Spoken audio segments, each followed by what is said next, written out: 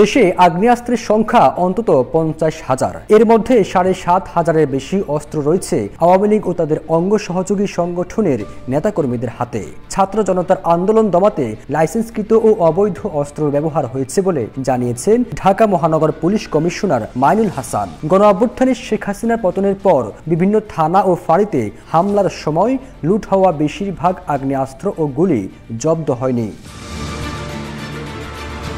আন্দোলনের সময় সারা দেশে শিক্ষার্থীদের বিরুদ্ধে অস্ত্রবাজি করা আওয়ামী লীগ এবং এর অঙ্গ সহযোগী সংগঠনের নেতাকর্মী চিহ্নিত হয়নি, উদ্ধারও হয়নি সেসব অস্ত্র। আবার 2009 সাল থেকে গত 15 বছর আওয়ামী লীগ নেতাকর্মীকে দেওয়া অস্ত্রের নিয়ন্ত্রণ নেই আইন শৃঙ্খলা বাহিনীর হাতে। তাদের মধ্যে অনেকেই অতীতে অস্ত্রবাজি করে হয়েছেন বিতর্কিত। বিপুল সংখ্যক আগ্নেয়াস্ত্র গুলি লাগামহীন থাকায় বাড়ছে নিরাপত্তার ঝুঁকি।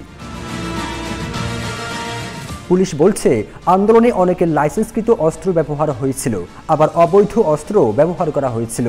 তাদের গত বছরে একটি হিসেব অনুযায়ী আগ্নেয়াস্ত্র লাইসেন্স ও আগ্নেয়াস্ত্র রয়েছে 50,310টি। 250-টিরও বেশি ডিজাইন অপশন নিয়ে ওয়ালটন স্মার্ট ফ্রিজ, বোঝে আপনার প্রয়োজন।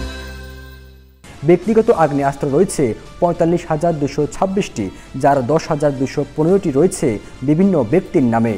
এর মধ্যে আওয়ামী লীগের নেতাকর্মীদের হাতে 7,215টি, বিএনপির 2,587টি এবং অন্যান্য দলের ব্যক্তিদের মধ্যে রয়েছে 79টি।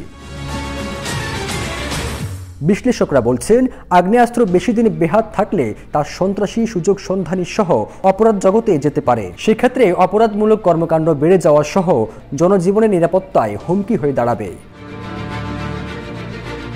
এমন অবস্থায় 2009 সালের 6 জানুয়ারি থেকে 5 আগস্ট পর্যন্ত বেসামরিক জনগণকে দেওয়া আগ্নেয়াস্ত্রের লাইসেন্স স্থগিত করেছে স্বরাষ্ট্র মন্ত্রণালয়। একই সঙ্গে 3 সেপ্টেম্বরের মধ্যে আগ্নেয়াস্ত্র ও গোলাবারুদ থানায় জমা দেওয়ার নির্দেশ দেওয়া হয়েছে। আইন শৃঙ্খলা বাহিনীর সূত্র জানায় বর্তমানে দেশে বৈধ অস্ত্রের সংখ্যা 50,310টি।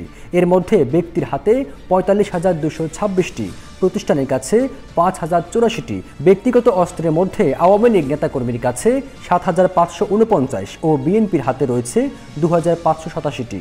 জাতীয় পার্টি সহ অন্যান্য দলের নেতাকর্মীর কাছে এমন অস্ত্র রয়েছে 79টি। অনেক বিতর্কিত ব্যক্তির হাতেও বৈধের পাশাপাশি অবৈধ অস্ত্র রয়েছে।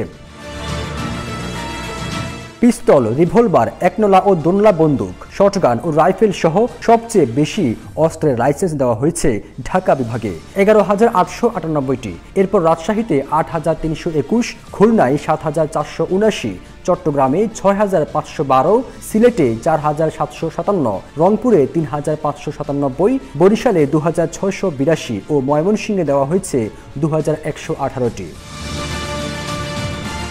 এসব অস্ত্র উদ্ধারে আইন শৃঙ্খলা রক্ষাকারী বাহিনীর হাতে 3টি চ্যালেঞ্জ অপেক্ষা করছে। প্রথমত, সম্প্রতি বিভিন্ন থানা ও ফাঁড়ি থেকে লুট হওয়া অস্ত্র দ্রুত উদ্ধার করতে হবে। দ্বিতীয়ত, বৃহৎ অস্ত্র সন্ত্রাসী কার্যক্রমে ব্যবহৃত হলে জনজীবনের নিরাপত্তা তা হুমকি হয়ে দাঁড়াবে, তখন অবস্থা সামাল দেওয়া কঠিন হয়ে যাবে। আর তৃতীয়ত, আন্দোলন দমনে নির্বিচারে গুলি চালানো আওয়ামী লীগ এর অঙ্গ সহযোগী সংগঠনের অনেকেই চিহ্নিত ও গ্রেপ্তার হয়নি, তাদের অস্ত্র উদ্ধার করা যায়নি। পুলিশ কর্মকর্তারা জানিয়েছেন আন্দোলন ঠেকাতে তারা ব্যস্ত ছিলেন। এ সময় সরাসরি গুলি করেছেন কিংবা প্রদর্শনের মাধ্যমে ভয় দেখিয়েছেন সবাই ক্ষমতাসীন দলের। তাদের বিরুদ্ধে ব্যবস্থা নেওয়ার কোনো নির্দেশনা ছিল না। সরকার পতনের পর ব্যাপক ক্ষোভের মুখে পড়ে পুলিশ। হত্যা, স্থাপনা জ্বালিয়ে দেওয়ায় বিপর্যস্ত হয়ে পড়ে তারা। নিরাপত্তাজনিত কারণে অনেক পুলিশ সদস্য আত্মগোপনে চলে যান। এরপর কর্মস্থলে ফিরলেও কাজকর্মে স্বাভাবিক ছন্দ আসেনি, ফলে গতি পায়নি অস্ত্র উদ্ধার অভিযান। জানা গেছে গত 15 বছরে আওয়ামী লীগের অঙ্গ সহযোগী সংগঠনের অন্তত 500 জন আগ্নেয়াস্ত্র লাইসেন্স নিয়েছেন। বগুড়ায় 187 জন আগ্নেয়াস্ত্রের লাইসেন্স নিয়েছেন। তাদের মধ্যে 134 জন আওয়ামী লীগের নেতাকর্মী। 2008 সাল থেকে তারা লাইসেন্স নিয়েছেন। এছাড়া 2009 সাল থেকে গত 5 আগস্ট পর্যন্ত টাঙ্গাইলে 954টি অস্ত্রের লাইসেন্স দেওয়া হয়েছে। এ সময় মুন্সিগঞ্জে 184টি, কিশোরগঞ্জে 200, রংপুরে 408 ও নাটোরে 350টি অস্ত্রের লাইসেন্স দেওয়া হয়েছে। ফিরোজ আলম, জয় জয় দিন।